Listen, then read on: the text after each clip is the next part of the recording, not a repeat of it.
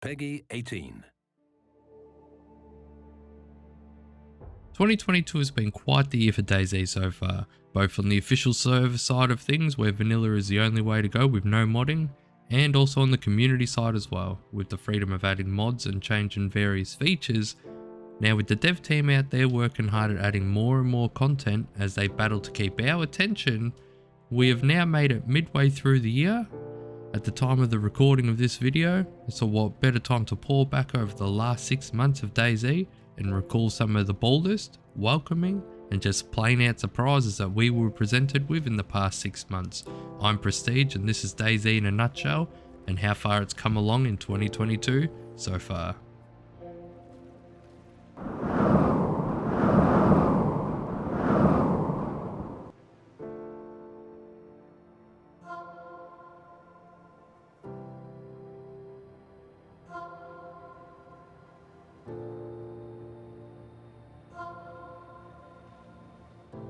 So starting off at the start of the year, on the 11th of February, just prior to the release of the DayZ 1.16 update, the first for the year, the dev team released the roadmap for DayZ, and this was outlining the plans for 2022.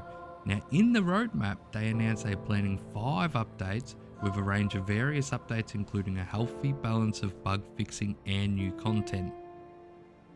They noted that much more attention will be placed on the official terrains, both Chernarus and Livonia, and now as a 1.17 released on the stable branches of April 20th, we've seen various changes to both Livonia and notably on Chernarus with the revamp of Niznoi.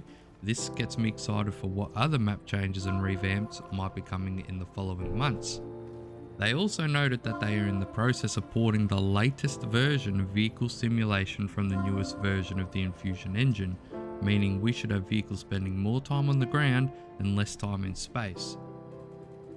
As well as discussing adding more content and adding to Hannah's Law with Koshi the Yellow King and so on.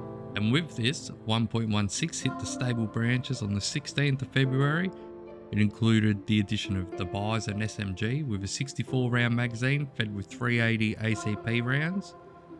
The alarm clock got added, the yellow motorbike helmet, and there was various fixes added such as destroying fence frames before the fence could no longer be done. The notorious leaning while sprinting was removed. And we've seen a few little behind the scene changes like feathers getting added to the config files. There was also speculation of animation changes to the bow in the files, but not going to jump to conclusions just yet. This update honestly felt like one of those updates that focused a lot more on bug fixing and was a preparation update for what was coming. Fast forward to April 20th and we've seen the drop of the DayZ 1.17 stable update. This was a jam-packed update with a lot of fixes like making it so you couldn't crawl through a lot of the windows in the buildings that were closed off.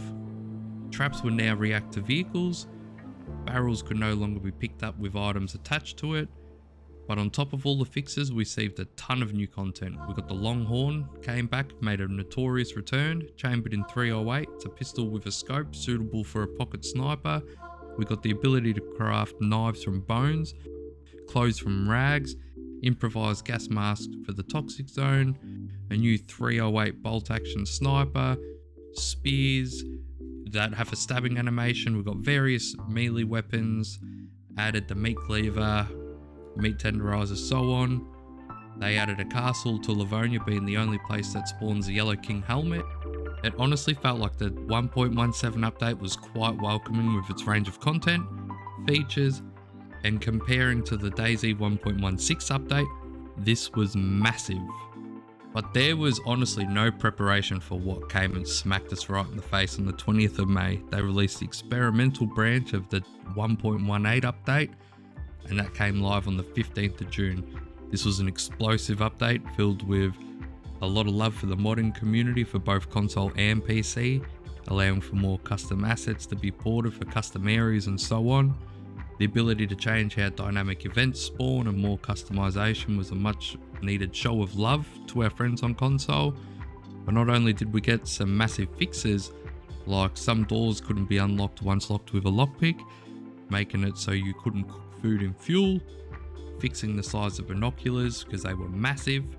Sharpened sticks now cause bleeds to players. They made massive health changes to the DayZ base building system, making it so grenades do a lot less damage to the structures and requiring a lot more to raid. This was honestly due to a lot of the items that were added in, such as adding flags can now be turned into armbands, such an amazing feature to be on the game. But let's talk about some of the big ticket items. We got fireworks, a grenade launcher, smoke grenades in various colours.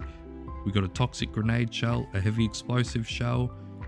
We received a glass toxic vial grenade, claymore with remote detonation, craftable improvised C4, also the ability to customize key binding for gestures. Now there is a lot of stuff that I've missed and haven't mentioned, because honestly so far this year they have made so many changes and additions it's hard to mention them all without just rattling away. But what does this mean for the rest of 2022? Just recently the dev team dropped a community spotlight, I'll leave a link to that below, and the bottom paragraph caught my attention. It reads, "Summer is here, the holiday mood is already set in, but the community content has been unstoppable.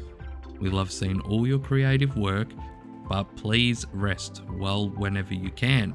Unless, of course, DayZ is your rest. In that case, all the more power to you. The reason we're asking you to recharge your batteries is because there are some pretty exciting things on the way in the near future. We'll tell you if we could, but it's a secret." Does the comment of recharge your batteries mean they're hinting at the next update being the one to fix the cars? Are they going to port over the infusion engine simulation from Reforger? With only 2 updates remaining for the year, the biggest one if comparing to last year should be this next one.